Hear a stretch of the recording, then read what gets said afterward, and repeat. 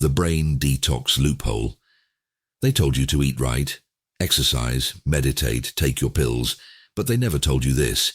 Your brain has a self-cleaning switch, and it's been turned off. The brain detox loophole, what American doctors don't want you to know, presented by the silent libraries, the secret system. In elite labs, hidden from public eyes, a discovery rocked the medical world. The glymphatic system, a detox network inside your brain.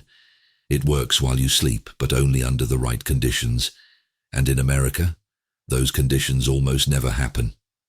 Engineered distraction, blue light, noise, screens, sugar, pills.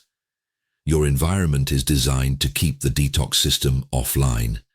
And when symptoms show up, they call it aging and sell you another prescription. The damage.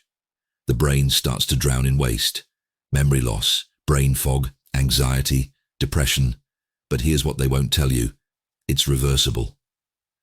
Ancient escape. Ancient wisdom held the key. Silence, fasting, cold water, bare feet on the earth, not rituals.